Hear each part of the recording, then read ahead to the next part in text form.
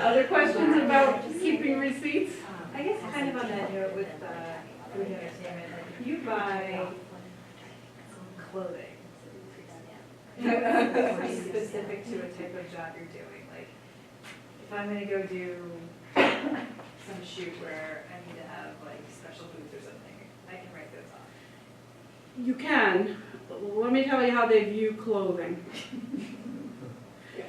If you have to wear a uniform, clearly your uniform is business and you can deduct it. But I'll have people who say to me, well, I have to dress a certain way in order to go and do a wedding, say. You know, I can't go in jeans and a t-shirt. So can't I deduct the cost of those clothes? Well, the way that the IRS looks at clothes is if you can wear those clothes somewhere else, they're not business deductions. What if I only wear them to weddings? Yeah, what if I I have need like really jumpsuits comfy and but those are ugly wedding. shoes that will last me throughout the whole day that I would not wear anywhere else except this like 10-hour gig?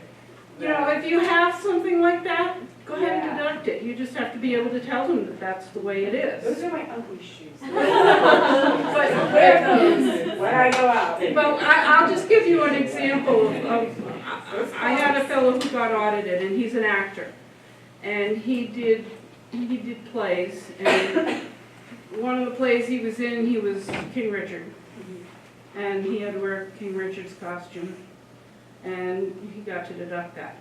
In another play, he had to wear a business suit, because this was a businessman. I don't remember what the play was, but he had to wear a business suit. The IRS threw that out, because he could wear that business suit somewhere else. Yeah, And tell me if this is true or not, a good idea or not. I was always told that the metric would sort of be if you need it for a safety reason, that's specific to your job, then that's also something you can write off? well, that's true. Like, say you're a construction worker and you need to wear steel-toe boots. Yeah. Okay, you can deduct steel-toe boots, because those are required, and you're not gonna wear steel-toe boots to go out dancing or something. So as it plays out with deductions, you make a deduction, but maybe you have the wrong judgment and you should have taken the deduction and you took. Is that just like, hey, you don't get to take that deduction, that goes off, or is it a penalty? It all depends, okay? I mean, the IRS has rules, but when you go in, you know, if I go in for an audit, and anyone who I do taxes for never goes by themselves. They never go at all. I go, because I know how to answer them. But anyway, that having been said, if you have certain things that, you know, maybe they might not qualify, if you go in and 90% of what you did was fine, they're not going to worry about the 10% that you maybe made a mistake on. If you make a mistake on a big item, yeah, they'll throw it out. But you know, they're reasonable. Throw it out and then a penalty on top of that? Oh, you'll get hit. Yeah, you don't wanna take a chance on anything big, because they'll charge you interest from the day your tax return was due until the day they bothered to look at it, which can be up to 3 years. And they'll charge you a penalty of 5% a month of the amount you owe them for up to 5 months, so another 25% of whatever you saved. So it ain't worth it. If you think something's really legit, go ahead and do it. But if it's big, call somebody, make sure, because it can cost you an awful lot of money. Yeah. I have a question. So my fiance and I are both photographers, and it's back about the meals and receipts and things like that. If we go out to dinner together, which happens quite often, we have separate photography businesses. If we talk about our photography businesses, are we risky writing all of those off? Does it matter if we're going to be married in a month? So like if you have separate all I can businesses? tell you is they're not going to look at your return and say, oh, we're going to check his fiance's return too. Yeah. Okay? You are you, and until you're married, they don't know who your fiance is. Sure. Okay? They know nothing about you. They know your social security number, they know your name and address, and then what you put on your tax return, and that's all they know about you. Even though the world now seems like everybody knows everything about everybody, but no, that's all the IRS really knows about you. So the answer is if it's a legitimate discussion that you had with another photographer who just happens to be your fiance, Yeah. fine, it's a business meal. But then it falls under the category of don't be greedy, right? Because the justification doesn't come Of till later. course, True. I'll go back to that on everything, don't Because be we always greedy. argue over it, we're like, we didn't write this one off. It's- This one. It's the I worst mean, thing I you can think, do. yeah, It's yeah. like twice a Actually, week. I have to think if there's something that's pretty, like, easy to, not fudge, but to like, really to keep track of, because that could be something that you could utilize as a deduction. Meals? Yeah. Is Well, there, what like, you're a supposed to certification do, the track? technical answer on meals is keep the receipt, and on the back of the receipt, you have to say who, what, when, where, and why. Okay? So who you had the meal with. You don't actually need to tell them what you ate, they don't care. Where it was, Instagram. when it was, Yeah, and why it's a business That's deduction. trick. So, It's like, so going back, so I just want to be really clear, like a credit card statement is enough or is not enough? Like if you're funneling everything to the same credit card and that's all your business stuff, that statement's enough, or you really need the physical paper receipt? Well, the technically correct answer is you need all those receipts. Okay. Okay? Okay. The practical answer is, I don't know anyone who keeps all of those receipts. I do. Including all of my clients. They keep the credit card statements, they keep major receipts, but if they go swipe their card at Dunkin' Donuts, they don't keep that receipt. You do. Wow, do you want to come with me and have your taxes done? Because if you do that, I'd love to do your taxes. What are the gifts? Okay, let me just see. oh, I'm gonna be just Mr. Question. So since we're talking about receipts, Yeah, and you're talking about keeping them, is there a difference between like if you have like say a system like Neat that scans the receipt and then can you throw out the actual receipt? Oh, or do you yeah. still need to- you just okay. need a copy. So It it doesn't doesn't matter. matter. It can be an Alright. electronic copy. Yeah. Yeah. And like I said, you can usually get the receipts from the credit card company unless you move on to another credit card, in which case they don't want to talk to you anymore because you're not a customer. But, you know, you can usually get the detail if you need it. So And, you know, but anything big that you buy, you should always keep. How long should you keep them for? 7 years. Forever. You want to come up here? I can sit down for a while. You're the one who's dancing and counting, right? Okay, I remember. 7 years, you're supposed to keep your receipts. And that's bank statements too? Yeah. We Everything. need that. The reason for that is that the statute of limitations on tax returns is 3 years, but if there's anything fraudulent in your tax return, it's 7 years. So the sort of rule of thumb is keep everything for 7 years. Not that any of you do anything fraudulent, so I'm sure, you know, you'll be fine. More than 7 years ago. More than 7 years ago. So, you know, that's what we tell people, keep them for 7 years. Okay. More questions about deductions, or are we good? How did gifts fall into all that? Gifts? Yeah. You mean like business gifts? Yeah. You can deduct business gifts as long as they're truly business gifts. Do they have to be under a certain amount, or? Business gifts are supposed to be under $75 if you don't want to have to prove that you actually did something for somebody, but as long as you have the receipt and the person got the gift, you don't have to worry about it. Does that make sense? What kind of gifts do you give? Huh? What kind of gift? Well, yeah, just. Well, I mean, like every year, because he's so nice to me and sends so many of you people to me, I always send Doug Levy a gift. And it's probably a little more than $75, but, you know, I write that off. Sorry, what was the $75 rule? It has to be, If it's under $75, they don't really even look at it. oh, okay. But you can deduct it either way? Yeah. Okay. It's like anything else, everything in the tax world, if you can substantiate it and it's a legitimate business expense, they can't throw it out. But you have to be able to substantiate it. How long do you keep your client's info? Oh, if they stay with me, I keep it just as long as they're with me. If they leave me, well, we don't have a lot of space, so we kind of get rid of that stuff over time, yeah. But forever, if they're with you? If they're with me, I usually keep everything, it's all electronic now, so I just keep it on electronic files. And no reason to throw them away, we just stick them on a drive and put them in the closet or save them in the cloud. I'm not real technically savvy, so somebody does that for me, but I understand my stuff's all up in the cloud somewhere. That's what I like to think too. Okay, so I skipped a couple slides that I thought were something that you guys might want to talk a little bit about, if I can find the arrow that comes back up. This is a good one. You guys all pay sales tax? So if you give somebody a album, Yes. you pay sales tax? Yeah. How about a DVD? Yeah. How about a thumb drive? Yes. How about an FTP? No. Very good, you guys are good. You guys are good. So it has to be totally electronic.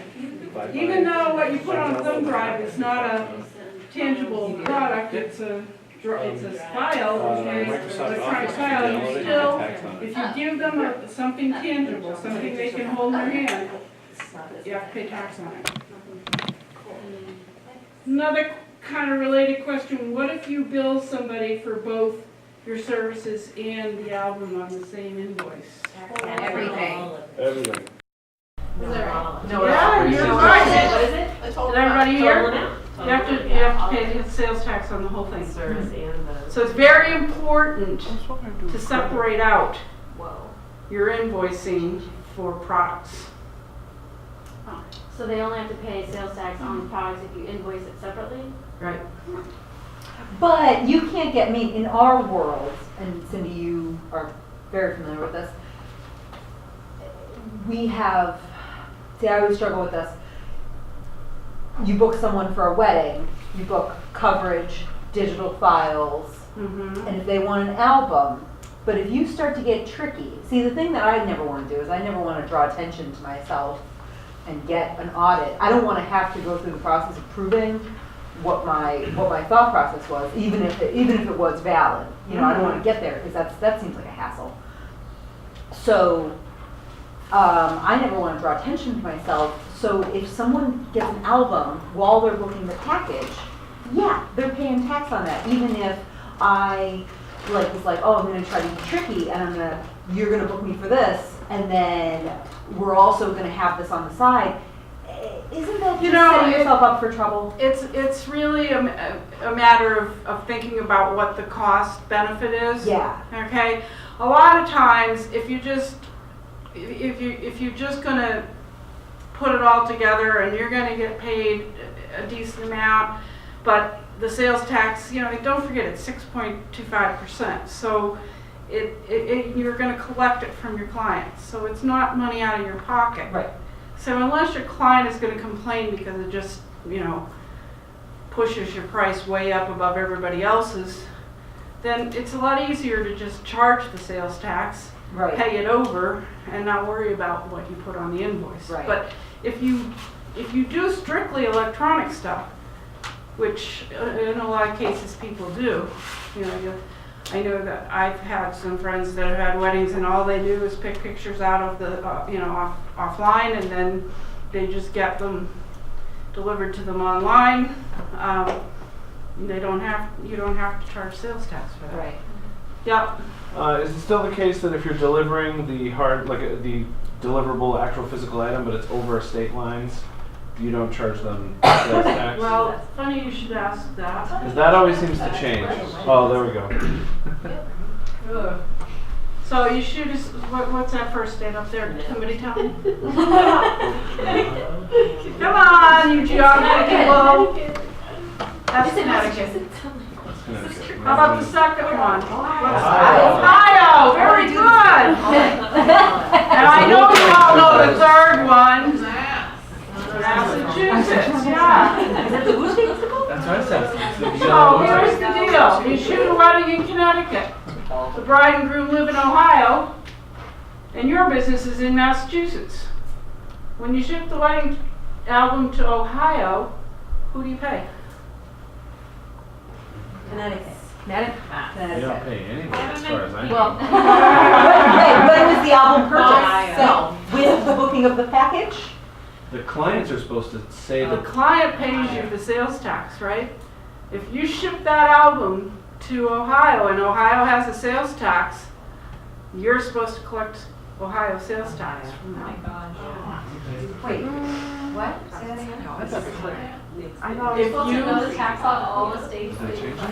I always thought it was where the wedding took place, if they're buying it all at the same time. Well, no, Like, Mass tax and. the serv, Like if they're getting, if I'm in Massachusetts and they're getting married in New Hampshire, and they purchase the services and an album, there'd be no taxes, because it's New because there's Hampshire. no sale, no, there is a sales tax in New Hampshire. There's no income. It's a big Oh, one, got it. Sales tax? because there's no income tax in New Hampshire. So, No, I thought that's why we buy things in New Hampshire. no, No, you're right, they don't have sales tax. Forget that, I was wrong. I never make mistakes, but every once in a while it happens, I'm so sorry. I was wrong, you're right, So, there's no sales Because tax. they bought it all together, But I- and they're getting I feel like married I'm in New registered Hampshire, in they don't pay Rhode anything. Island, If they're getting married in New Hampshire and they bought it all together, If yeah. I shoot a wedding there.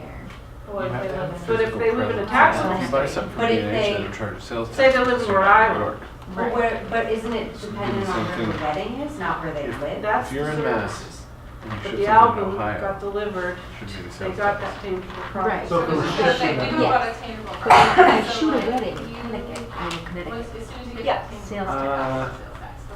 If I then ship Oh, an really? album. No, I know Depends that. because- But you have to argue where you created it, so you actually edited the So, photos in Massachusetts, but you took them if to I have a Connecticut, so couple you have to pick one that spot lives to in say this is where I created Massachusetts, it. but gets married in New Hampshire, they're But paying even then, it sales actually tax goes on by where you Massachusetts. deliver it, as far as I know. Even though they're buying this all It's at the based on same where the time. business is located, regardless of where you did it, and then where it The ends up. services were rendered in New Hampshire, so if you Yeah. wanted to bill separately for the services, which I talked about before, Right. okay, the services are not taxable, it's the product. Right. But if you bill for a package, then you have to collect the Make sales way tax in Connecticut for where the a package wedding. is delivered. They So have what to happens do if, it in like, say, they Massachusetts. come to my studio, they play Right, their it's album, not and they go back to New Hampshire, I'm on Cape It's Cod, not so a where we lot shot of people them. come down to Cape, and they have a house on the Cape. and Well, you actually delivered it to them in Massachusetts. so is the rule like wherever the exchange of property takes place, that's where you pay the tax? Okay. So if Does they that live make in New sense? York and came and picked it up from you in Boston, then you wouldn't be paying the taxes? Yeah, think about it. You go to New Hampshire and you go to Costco and you buy a sofa and you put it in your own truck and you bring it home. Do you pay sales tax? No. Because that's where the. But if they deliver it to your house for you, do you pay sales tax? Yes. Yeah. Yep. So, same thing. So, say you shoot a wedding and it has guests from all over the country and you have it up on shoot proof and Aunt so-and-so from Ohio buys something, uncle from Minnesota, are you really supposed to What do you figure send out them? the prints? They're buying one 5x7, okay?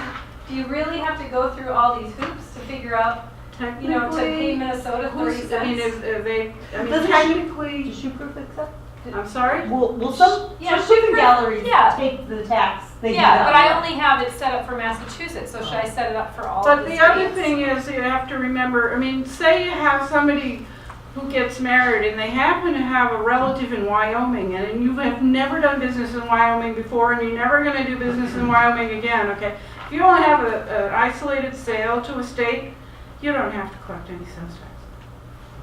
So if it's an isolated situation, I mean, I gotta think most of you do your weddings locally, whether, it, you know, it might be New Hampshire, might be Rhode Island, might be Connecticut, but it's somewhere in closer more or less close proximity to where you are. And yeah, there could be a relative from someplace else, but if that's an occasional sale, you don't have to collect sales tax. Wyoming's not gonna come after you for 30 cents. Like, They're not even gonna know about you. oh, It's only if you do enough business in a state where you have to register, collect sales tax, then you have to collect the tax. So what's the threshold? How much sales tax do you have to collect before it matters? Well, I don't know that any state has a fixed amount. They have something that's called an occasional sale.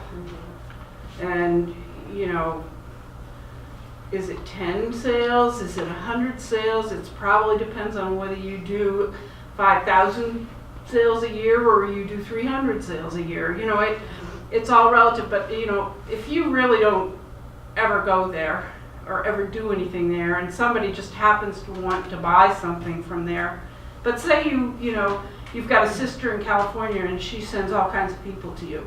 So you're constantly doing work and sending photos to California. Well, California may figure that out and look for that sales tax. But when it comes to sales tax, I always tell people, err on the side of being conservative because it's not your money. You're collecting it from them and you're paying it over. Yes, it's a pain in the butt to have to pay it over to all these states, but you're better off erring on the side of being conservative because for the most part, it's never your money. Okay. But if you screw up and you don't collect the sales tax and then they ask you for it, then it's your money. Because you can't go back and ask for the money. So, to just say it again so it's in my head, wherever the physical product is going, whatever state that physical product is going, then that's where the sales tax is. Yeah. So here's another tricky question. What if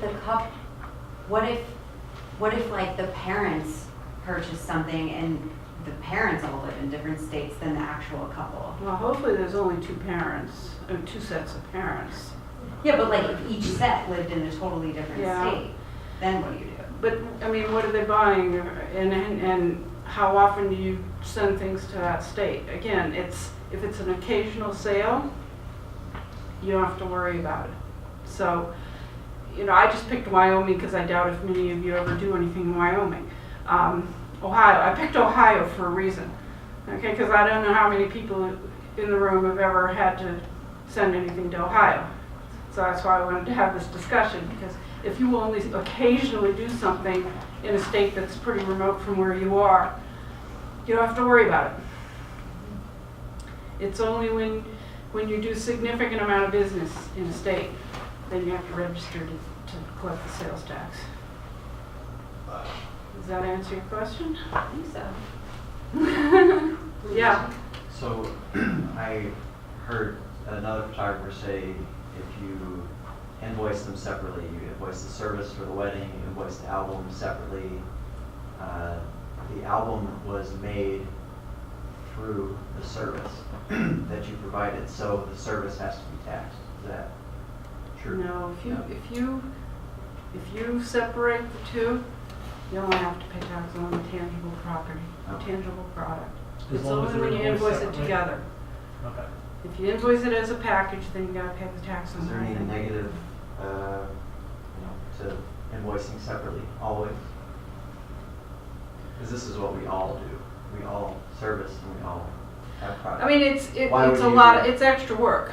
Yeah. And, You save a lot. you know, a lot of times you do the service in one calendar year and then the next year you deliver the album. You know, when are you gonna do the invoicing? Get a lot of money though. Be worth it probably. And never then you get a pay tax. deposit and, you know, I mean, there's a lot of pieces, there's a lot of moving parts. Worth And- it for the client though. Like, you're not seeing any of this. And that's the whole point is it's not your money. So So you don't never go lose crazy money, yeah. trying to save sales tax because you just need to do it right and the client will pay it and then you pay it over. I've gotten that question from clients though that know something about it. Like, hey, this is service and we get digital files. Why are you charging sales tax? Well, how do they define digital files? We They just talked about that, yeah. right?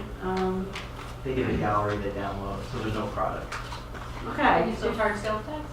If it's an FTP, if it's I going charge sales across tax on everything. computers, okay, and you're not physically giving them anything, it's not taxable. It's, you know, you have to be able to hold it.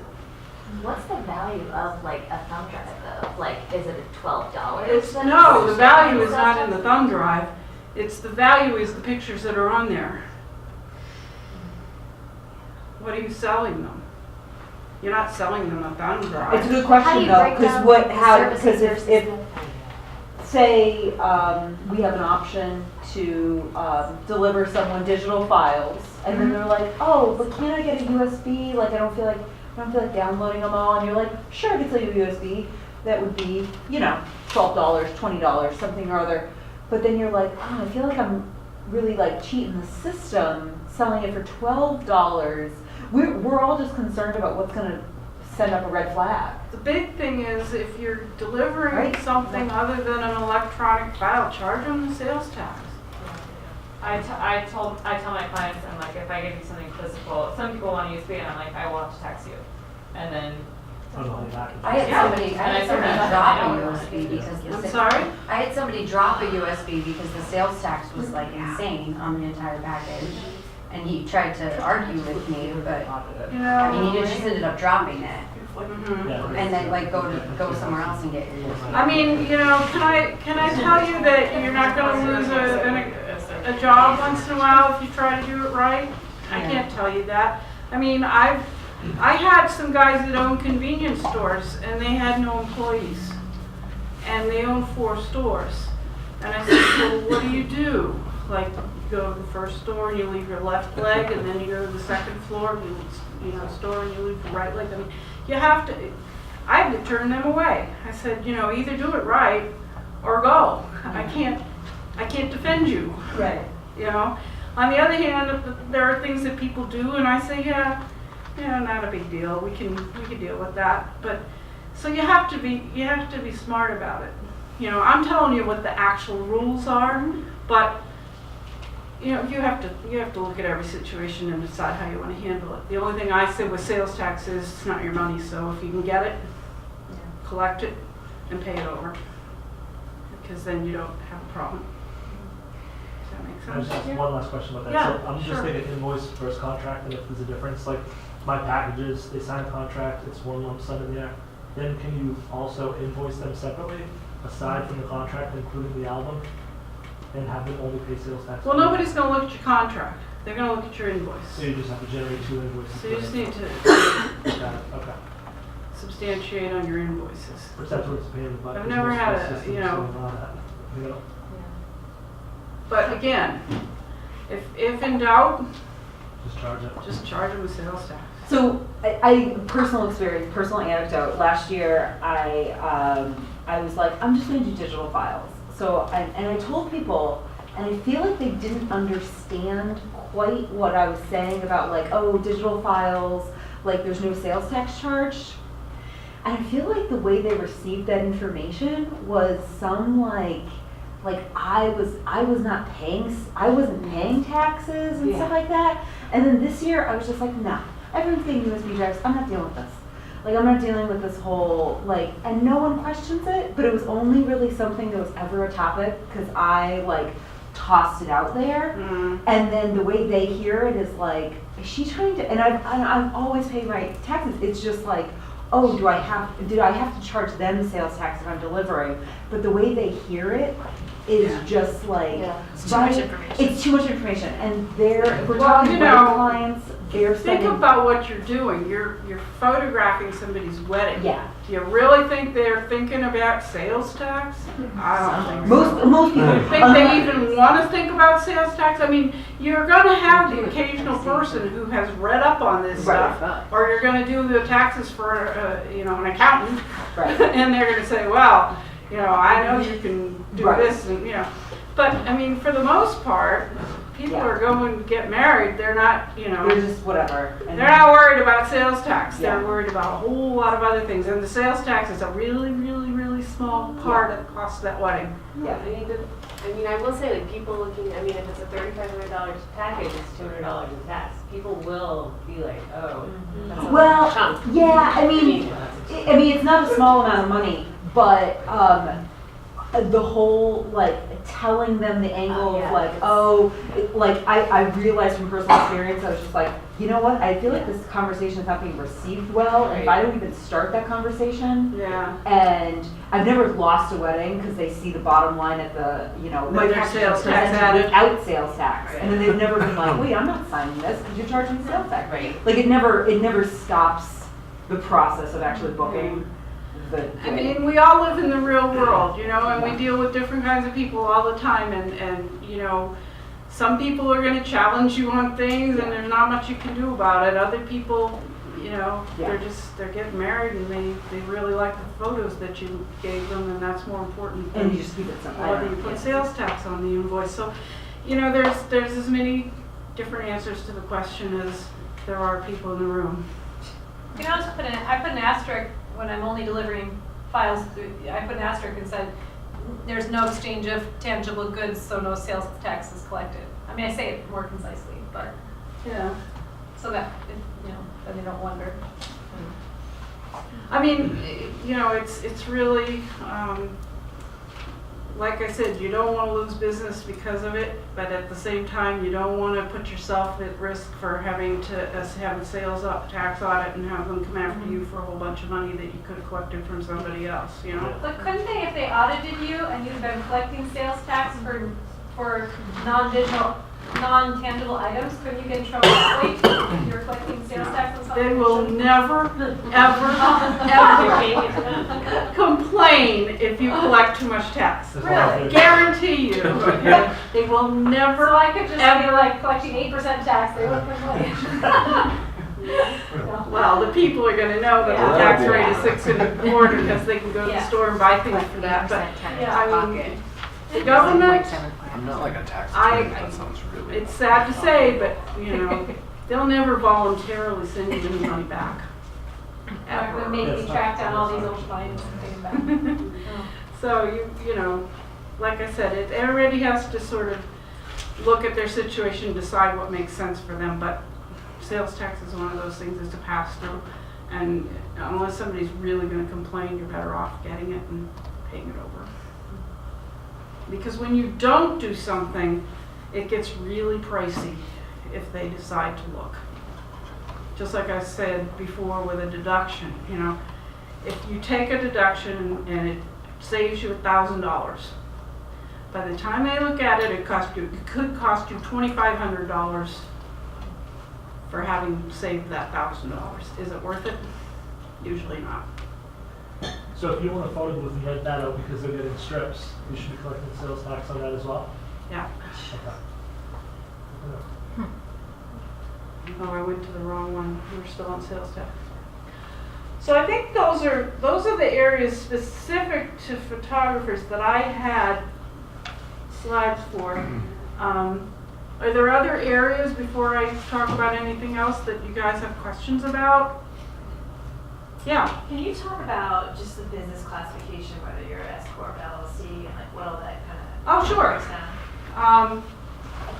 Well, one of the things that I think is really important is when you start your business, make sure you talk to somebody about how to structure it.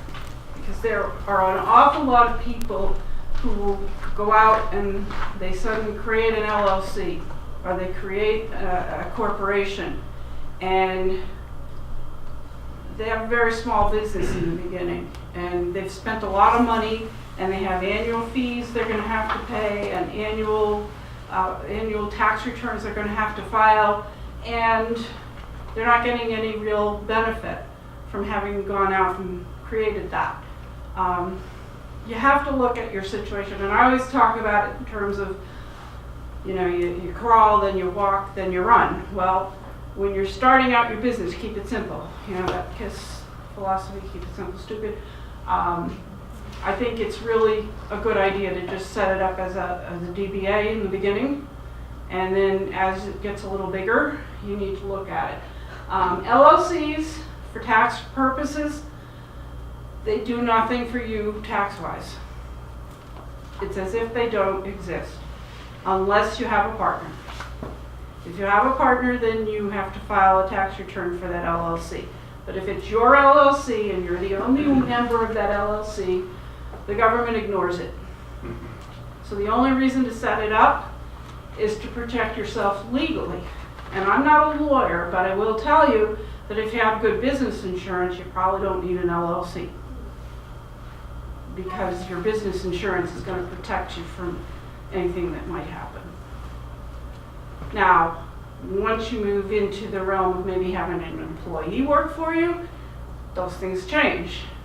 Then having an LLC or an S corporation can make sense because you want to protect yourself from things that could happen inside of the business, like they slip on a banana peel and fall. You want to make sure that they can't sue you and take your house because they fell and slipped on a banana peel and you're the one that threw the banana peel on the floor. What about naming your business? I'm sorry? What about naming your business? You have to be like your name photography if you're a sole proprietor. Is that true? No. No? You can't have or you can have a creative name as a sole proprietor? Why not? That's what I've heard. DBA. Is it DBA? Yeah. Doing I thought you business had as to- anything. You As can whatever debate, you you want. know, I'm a fruitcake. This is getting zany. There's no law, there's no rule about that. But a DBA is very simple. You put it on your personal tax return and you know, you pay your taxes. But what happens when you get above a certain amount of income, okay, you start to pay significant amounts of what they call self-employment tax, which is both sides of the Social Security. And that's when I talk to people about setting up an S corporation, or if they have an LLC or set up an LLC, electing to have that LLC pay taxes as if it was an S corporation, both of which you can do. And the reason for that, of course, the government is trying to figure out how to stop this, but right now, if you have an S corporation and say you have a profit of $200,000, well, as I said to you before, they look for you to have taken a salary out of that S corporation because no company